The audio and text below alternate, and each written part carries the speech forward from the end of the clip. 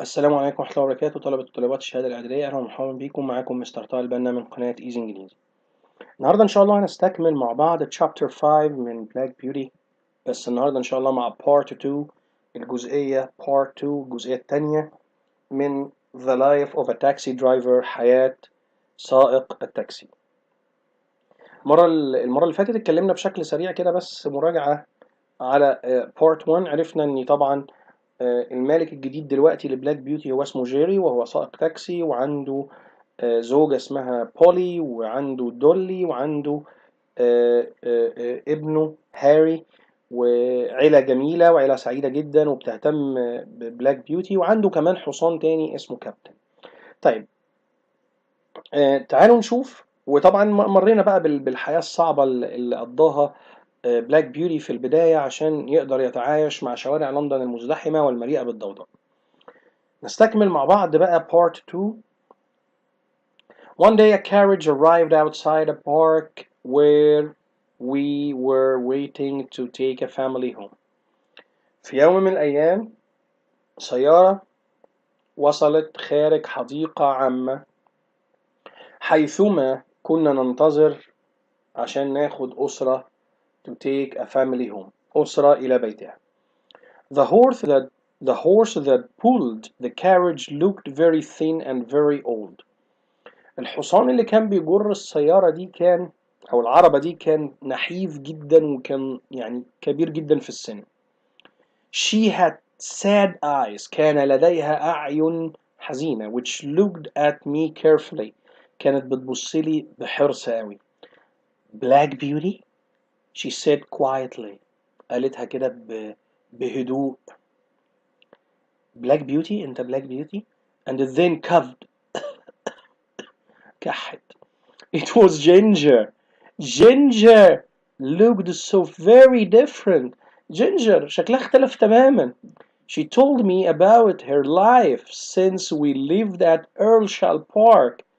قالت لي she told me about her life، قالت لي عن حياتها منذ أن تركنا إيرل سميث، لو تفتكروا، في إيرلشاير بارك.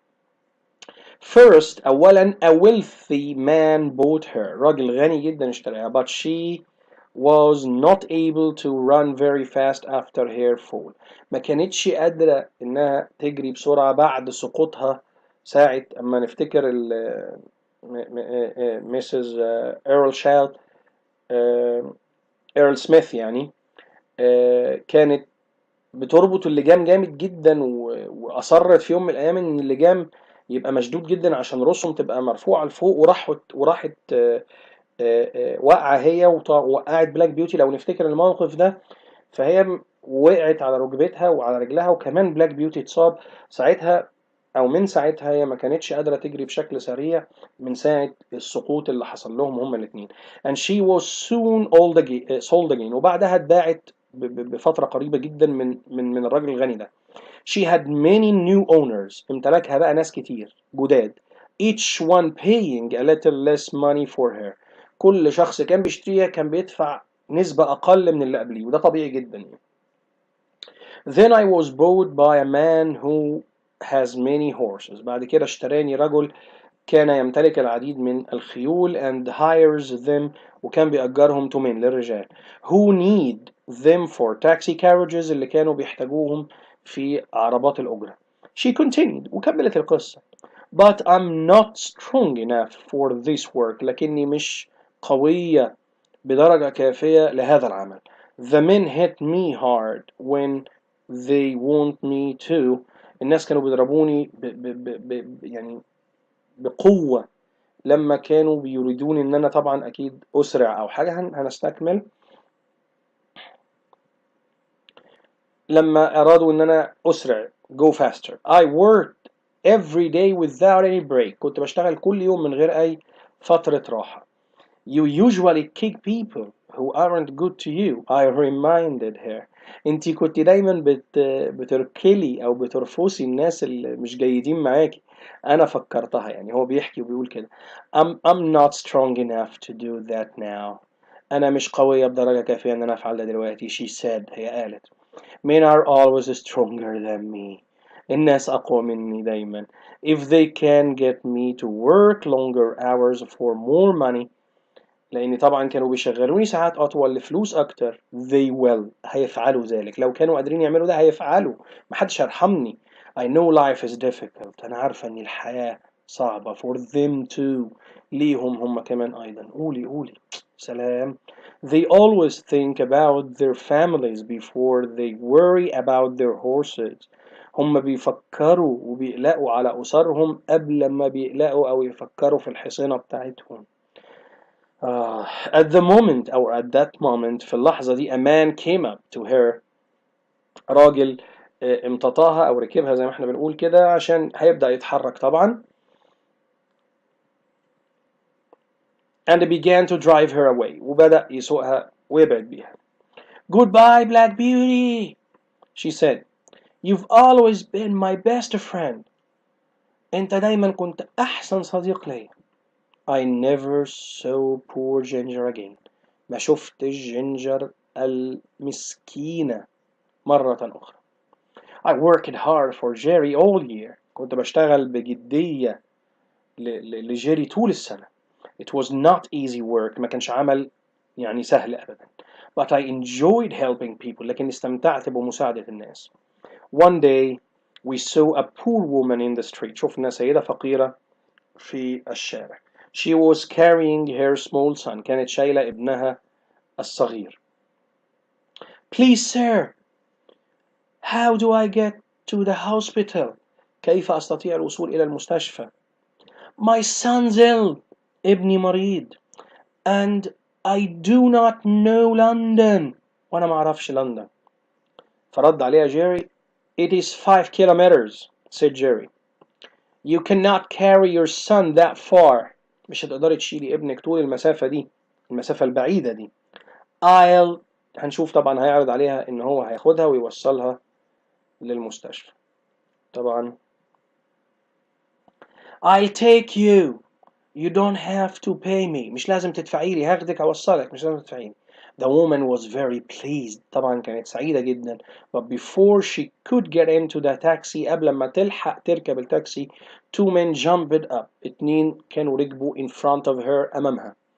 Take us to Regent Street، خدنا لشارع Regent. Called one of them، واحد منهم كلم جيري. This woman is taking the taxi، said Jerry. الست دي هي اللي خدت التاكسي، هي اللي ركبت الأول يعني، أو هي اللي شاورت الأول. Our trip is important. We were first in the taxi. She can wait. فردوا عليه وقالوا له يعني احنا رحلتنا أهم، أو احنا اللي ركبنا الأول في التاكسي، هي تقدر تنتظر. Jerry looked at the men and then said، وبعدها قال لهم، بص لهم وقال لهم you can stay in the taxi as long as you want. ممكن تفضلوا قاعدين في التاكسي زي ما انتوا عايزين.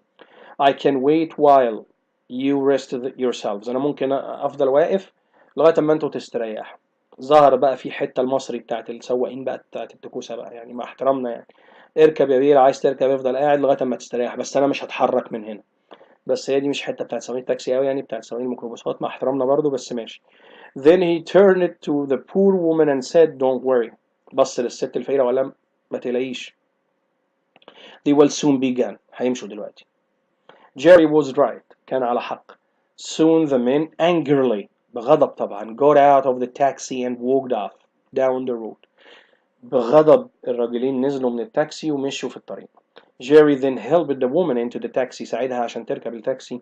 We left the woman and her son at the hospital and as we were leaving، وصلنا لغاية المستشفى وخلاص احنا هنتحرك ونسيب المستشفى.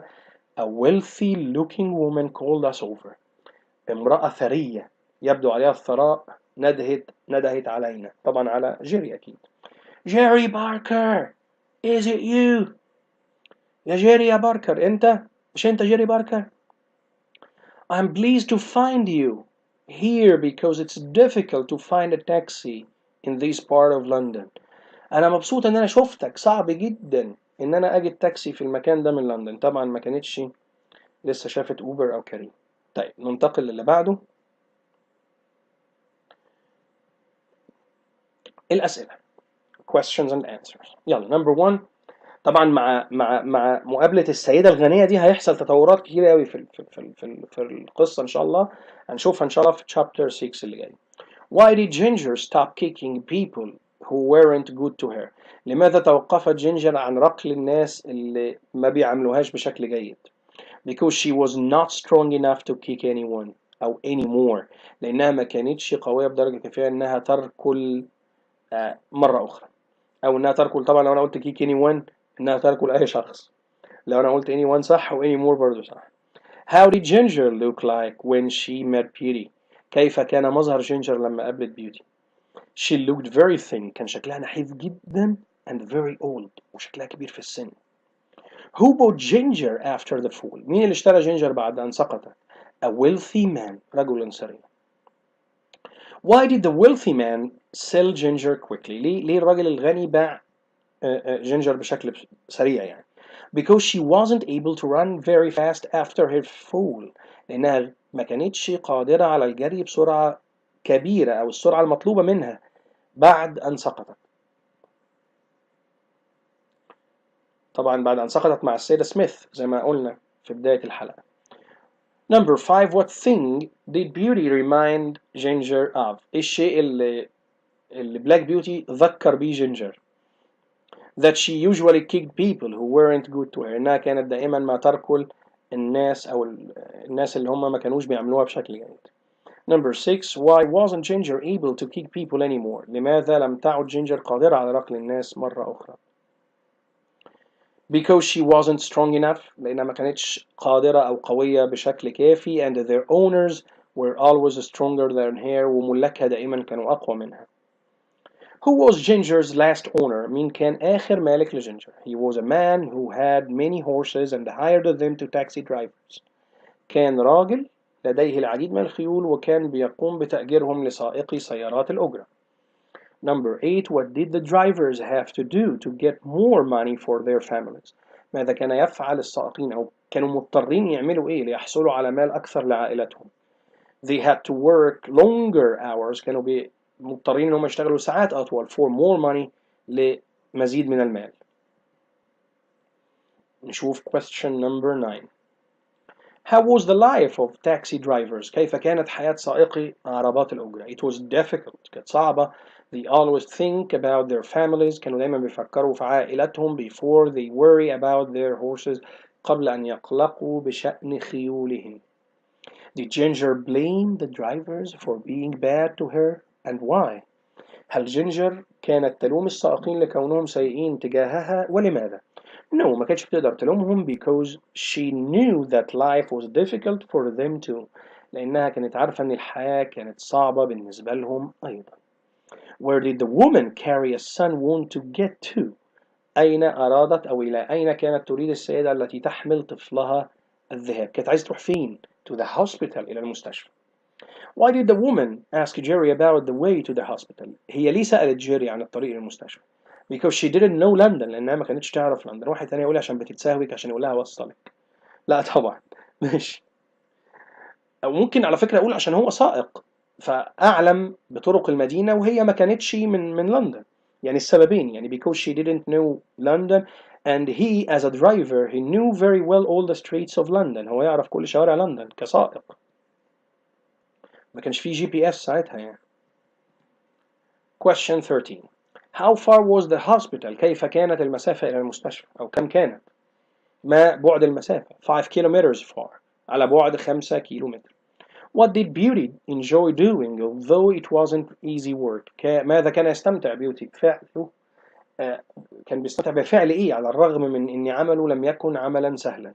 He enjoyed helping people، كان يستمتع بمساعدة الناس. طبعا كان بيساعده على ده إن جيري شخص طيب. Why did the woman want to go to the hospital؟ لماذا أرادت السيدة أن تذهب إلى المستشفى؟ Because her son was ill، لأن ابنها كان مريض. Why did Jerry offer his help to the woman and her son؟ لماذا عرض جيري مساعدته على السيدة وابنها؟ Because she couldn't carry her son to that far hospital، إلى المستشفى البعيد. ما كانتش تقدر تشيل ابنها للمسافة البعيدة دي، أو all that way long، أو على طول هذه المسافة الطويلة، لكي تصل طبعا للمستشفى يعني. Question number 17. What happened when the woman tried to get into the taxi؟ إيه اللي حصل لما السيدة حاولت تركب العربة. Two men jumped up in front of her into the taxi. قام رجلان بالقفز أمامها داخل العربة. What did Jerry do to get the two men out of the taxi? عمل إيه جيري عشان يخرج الرجلين دول من سيارة الأجرة؟ He told them that they could wait to rest. قال لهم إن أنتوا تقدروا تقعدوا تستريحوا، أنا مش هتحرك من مكاني. He refused politely to drive the taxi. واعتذر بأدب إن هو مش هيقدر يقود السيارة الأجرة. فطبعا اضطروا ينزلوا. How were the two men when they got out of the taxi? كيف كان الرجلان حالهم كان عامل ايه طبعا لما نزلوا من العربة؟ They were angry. كانوا غضبانين جدا.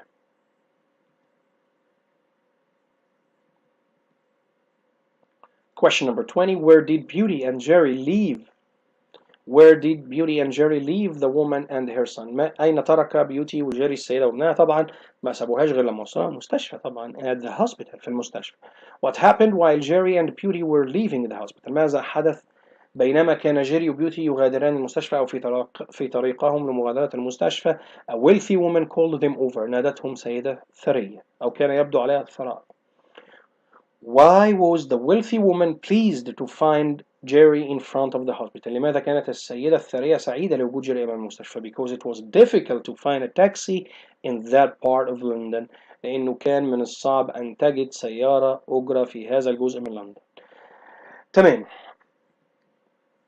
دي كانت آخر جزئية عندنا. سؤال نمبر 22.